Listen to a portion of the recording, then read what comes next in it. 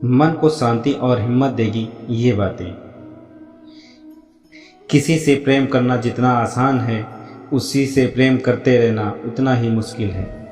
और ये वही मोड़ है जहाँ हमें पता चलता है कि कौन हमें सच्चा प्यार करता है। याद आना और याद करना दोनों अलग अलग बातें हैं। याद हम उन्हें करते हैं जो हमारे अपने होते हैं, और याद हम उन्हें आते हैं जो हमें अपना समझते हैं। जिनसे कोई उम्मीद नहीं होती, अक्सर वही लोग बुरे वक्त में साथ निभा जाते हैं। शक का कोई इलाज नहीं, चरित्र का कोई प्रमाण नहीं, मौन से बेहतर कोई साधन नहीं, और शब्द से तीखे कोई बाण नहीं। आज के इंसान को न कायदे पसंद हैं और न ही वायदे पसंद हैं, उसे तो सिर्फ फायदे पसंद हैं। फिर से प्रयास करने से मत घबराना, क्योंकि इस बार शुरुआत शून्य से नहीं, अनुभव से होगी। खूबसूरती का एहसास आईना नहीं, बल्कि किसी की आंखें कराती हैं। खुद को इतना सरल मत बनाओ कि हर कोई आपका इस्तेमाल कर ले। भरोसा तो अपनी सांसों का भी नहीं है, और हम इंसान पर करते हैं। याद रखो, जिन तारों में करंट नहीं होता, उन पर लोग कपड़े सुखा दिया करते हैं। किसी से बदला लेने में कुछ मज़ा नहीं है, बल्कि खुद बदल जाने में असली मज़ा है। अगर रिश्ता पक्का रखना हो तो नाराज़गी कच्ची रखनी चाहिए। वो आदमी वास्तव में बुद्धिमान है जो क्रोध में भी कभी गलत बात मुंह से नहीं निकालता। लोग आपके बारे में क्या सोचते हैं ये ज़रूरी नहीं है, बल्कि आप खुद के बारे में क्या सोचते हैं ये बहुत ज़रूरी है। किसी के साथ अच्छे समय में बैठना बहुत सरल है, लेकिन मुश्किल समय में साथ खड़े रहना बहुत ही मुश्किल होता है। जिंदगी में कुछ फैसले हमें खुद लेने पड़ते हैं, और कुछ हमारी तकदीर को। बस अंतर तो सिर्फ इतना है, तकदीर के फैसले हमें पसंद नहीं आते, और हमारे फैसले तकदीर को पसंद नहीं करती। कोई भी व्यक्ति हमारा शत्रु और मित्र बनकर हम संसार में नहीं आता। हमारा व्यवहार और हमारे शब्द ही लोगों को हमारा शत्रु और मित्र बनाते हैं। दुख जीवन में इसलिए आते हैं ताकि हम सुख का महत्व समझ सकें। हर दर्द सबक देता है, और हर सबक इंसान को बदल देता है। आप चाहकर भी अपने प्रति लोगों की धारणा को कभी नहीं बदल सकते। इसीलिए सुकून से अपनी ज़िंदगी जियो और खुश रहो।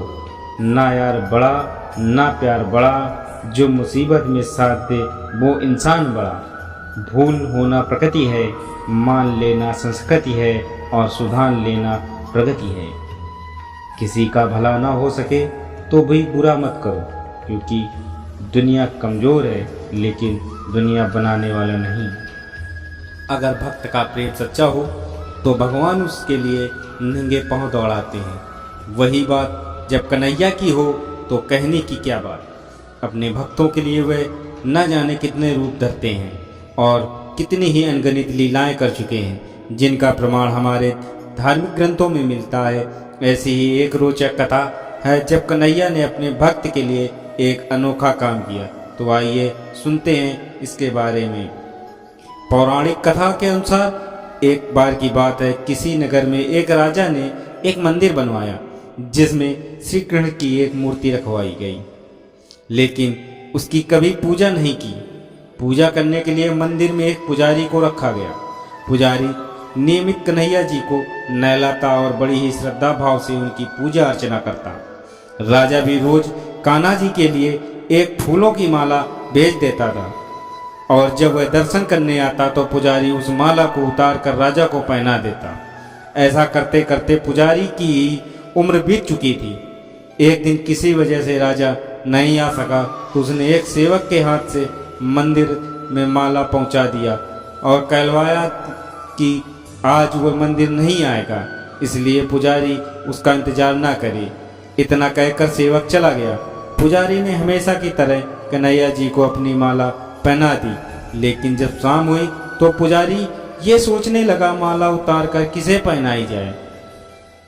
उसने सोचा क्यों ना ये माला आज मैं ही पहन लूं। वैसे भी मेरी उम्र हो चली है, जीवन का क्या पता कब खत्म हो जाए। इतना सोचकर पुजारी ने माला उतारकर अपने गले में डाल ली। लेकिन इतने में सेवक आ गया। उसने बताया कि राजा की सवारी मंदिर में पहुंचने वाली है। राजा की सवारी की आने की बात जब पुजारी ने सुनी तो डर गया। उसने सोचा कि अगर राजा ने उसे देख लिया तो वह तो मरवा ही डालेंगे। आनंद फानंद में पुजारी ने माला उतारकर वापस कन्हैया जी को पहना दी। जैसे ही राजा अंदर आया तो हमेशा की तरह पुजारी ने माला कन्हैया जी के गले से उतारकर राजा को पहना दी। लेकिन माला पर लगा सफेद बाल देखकर राजा समझ गए कि पुजारी ने यह माला स्वयं पहनी थी। बस फिर क्या था, राजा क्रोधित हो उठे और उन्होंने गुस्से में पुजारी से पूछा कि माला पर सफेद बाल कहाँ से आया। तब राजा की बात सुनकर पुजारी डर गया और बोल पड़ा, ये तो कन्हैया जी का है। अब तो राजा और भी क्रोधित हो गए, क्योंकि कान्हा तो भगवान है और उनके बाल सफेद कैसे हो सकते हैं। इसीलिए राजा ने फरमान सुना डाला कि कल श्रृंगार के समय राजा खुद आएंगे और देखेंगे सच में कि कान्हा जी का सफेद बाल है या पुजारी झूठ बोल रहा है। उन्होंने कहा कि अगर पुजारी ने झूठ बोला होगा तो उसे फांसी की सजा दे दी जाएगी। राजा का फरमान सुनकर पुजारी का बुरा हाल हो गया। उसने सोचा अब क्या करें, कहाँ जाएं, अब तो मरना तय है। तब रोते रोते वह भगवान की शरण में पहुंचा। उसने कहा, हे केशव, मुझसे झूठ बोलने का अपराध तो हुआ है, लेकिन हो सके तो मुझे क्षमा कर दें और राजा से रक्षा करें। पुजारी ने कहा कि हे कृष्णा, आपकी सेवा करते करते मैं वृद्ध हो चुका हूँ। अब आप मुझे माफ कर दीजिए, ऐसी गलती दोबारा नहीं हो। यही कहते कहते पुजारी ने जब आंखें लग गई और उसकी जब आंख खुली तो सुबह हो चुकी थी। उधर सुबह होते ही राजा भी आ गया और कहने लगा, आज कान्हा जी का श्रृंगार वो खुद करेगा। ऐसा कहकर जैसे ही राजा ने कान्हा जी का मुकुट उतारा तो देखा कि कृष्ण के सारे बाल ही सफ़ेद हैं। लेकिन राजा को फिर भी यकीन नहीं हुआ। उसे लगा कि फांसी के डर से पुजारी ने ही बालों को रंग दिया होगा। राजा ने सोचा क्यों ना कन्हैया जी का एक बाल तोड़कर देखा जाए। उसके बाद राजा ने कान्हा जी की एक बाल तोड़ लिया। जैसे ही बाल टूटा, कन्हैया जी के सर से खून की धार बहने लगी। यह देखकर राजा भगवान के चरणों में गिरकर माफी मांगने लगा।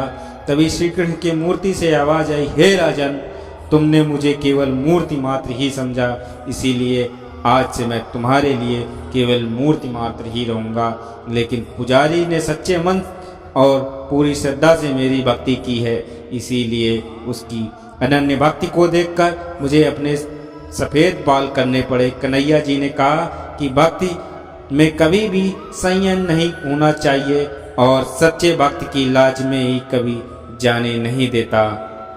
बोलो जय जय श्री कृष्ण।